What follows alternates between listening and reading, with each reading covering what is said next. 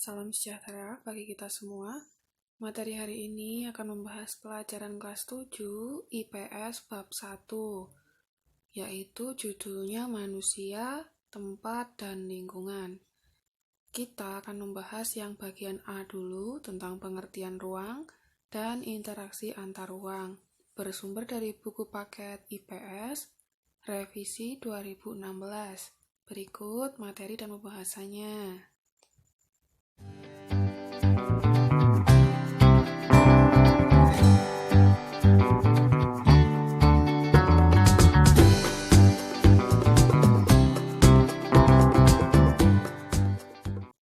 Pada halaman 3, perhatikan bacaan berikut.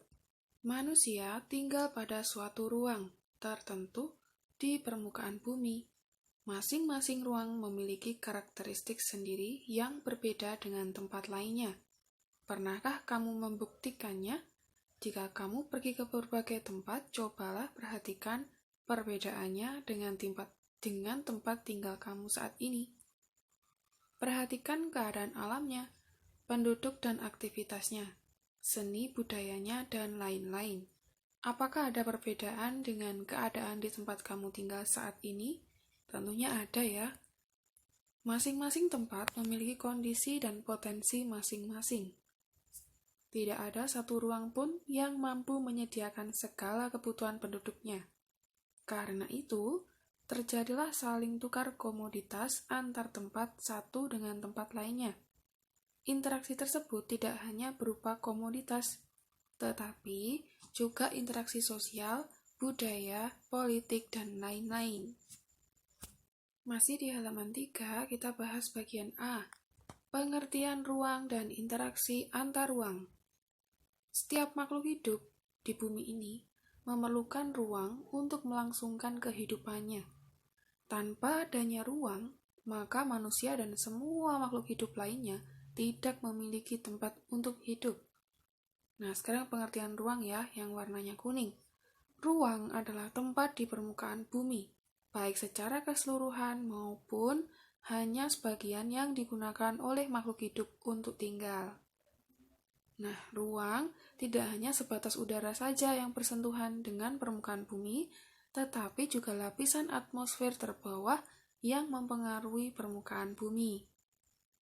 Ruang juga mencakup perairan yang ada di permukaan bumi, misalnya laut, sungai, dan danau, dan di bawah permukaan bumi, misalnya air tanah, sampai kedalaman tertentu. Ruang juga mencakup lapisan tanah dan batuan sampai pada lapisan tertentu yang menjadi sumber daya bagi kehidupan. Berbagai organisme atau makhluk hidup juga merupakan bagian dari ruang. Dengan demikian, batas ruang dapat diartikan sebagai tempat dan unsur-unsur lainnya yang mempengaruhi kehidupan di permukaan bumi. Di halaman 4, setiap ruang di permukaan bumi memiliki ciri khas tertentu yang berbeda antara suatu wilayah dan wilayah lainnya. Tidak ada satu lokasi pun yang karakteristiknya sama persis antara satu dan lainnya. Karakteristik inilah yang kemudian menciptakan keterkaitan antar ruang di permukaan bumi. Indonesia sebagai suatu wilayah di permukaan bumi juga memiliki karakteristik tersendiri yang berbeda-beda dengan wilayah lainnya. Dengan adanya perbedaan karakteristik ruang di permukaan bumi, maka setiap ruang dapat memiliki keterkaitan dengan ruang lainnya. Berbagai ruang di permukaan bumi memiliki karakteristik yang khas. Karakteristik yang khas tersebut dapat berupa tanah, batuan, tumbuhan, dan lain-lain, yang berbeda dengan tempat lainnya. Mungkin saja ada satu atau beberapa komponen dari suatu ruang yang juga ditemukan di tempat lainnya, tetapi akan ada komponen lainnya yang berbeda. Misalnya, jenis batuan di suatu tempat ditemukan di tempat lainnya, tetapi jenis tumbuhannya berbeda. Perbedaan karakteristik ruang tersebut menyebabkan adanya interaksi antar satu ruang dengan lainnya. Karena setiap ruang membutuhkan ruang lainnya untuk memenuhi kebutuhan hidup. Contohnya, wilayah pegunungan umumnya merupakan penghasil sayuran, sedangkan daerah pesisir penghasil ikan laut. Penduduk daerah pantai membutuhkan sayuran dari daerah pegunungan dan sebaliknya, penduduk dari daerah pegunungan membutuhkan ikan dari penduduk daerah pantai. Kedua wilayah kemudian saling berinteraksi melalui aktivitas perdagangan. Interaksi antar ruang dapat berupa pergerakan orang, barang, informasi dari daerah asal menuju daerah tujuan. Menurut Bintarto, interaksi merupakan suatu proses yang sifatnya timbal balik dan mempunyai pengaruh terhadap tingkah laku, baik melalui kontak langsung atau tidak langsung. Interaksi melalui kontak langsung terjadi ketika seseorang datang ke tempat tujuan, jadi langsung.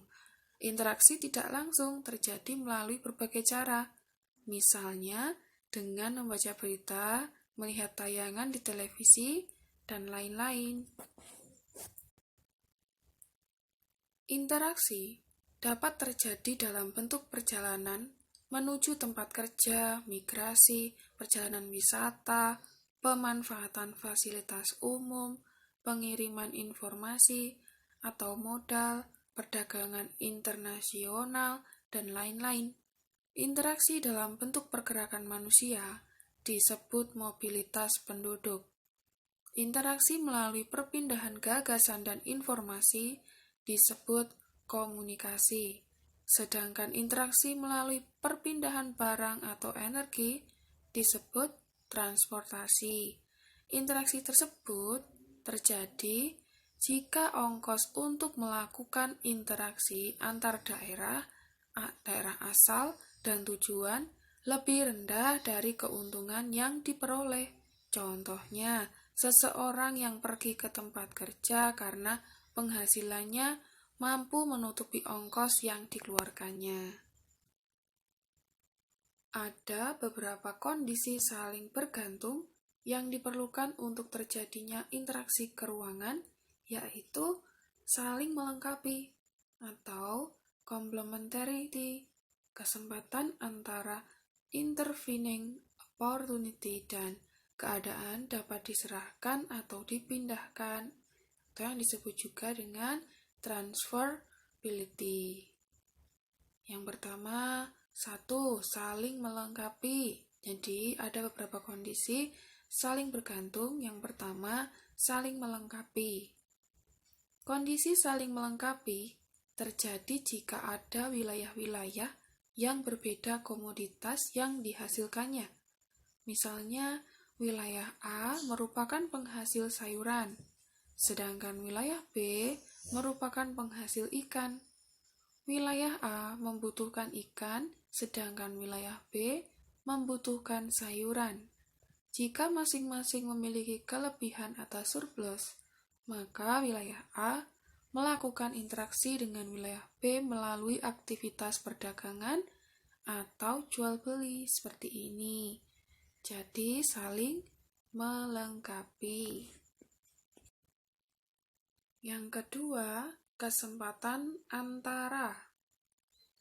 Kesempatan antara merupakan suatu lokasi yang menawarkan alternatif lebih baik sebagai tempat asal maupun tempat tujuan. Jika seseorang akan membeli suatu produk, maka ia akan memperhatikan faktor jarak dan biaya untuk memperoleh produk tersebut.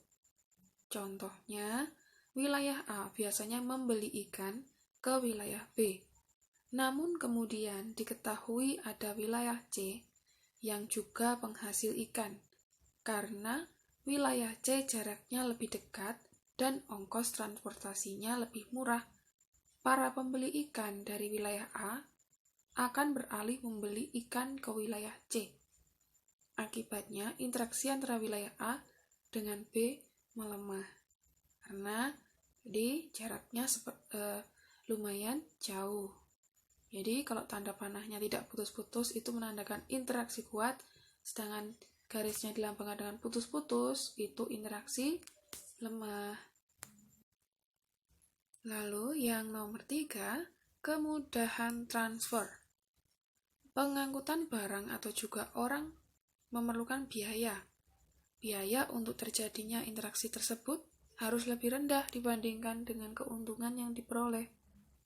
Jika biaya tersebut terlalu tinggi dibandingkan dengan keuntungannya, maka interaksi antar ruang tidak akan terjadi. Kemudahan transfer dan biaya yang diperlukan juga sangat tergantung pada ketersediaan infrastruktur atau sarana dan prasarana yang menghubungkan daerah asal dan tujuan. Jalan yang rusak dan sulit untuk dicapai akan mengurangi kemungkinan terjadinya interaksi karena biaya untuk mencapainya juga akan lebih mahal. Sebagai contoh, seseorang akan menjual sayuran dari wilayah A ke wilayah B. Namun, jalan menuju wilayah B mengalami kerusakan, sehingga tidak bisa dilalui. Akibatnya, orang tersebut tidak jadi menjual sayur ke wilayah B. Nah, ini adalah bab 1 bagian A.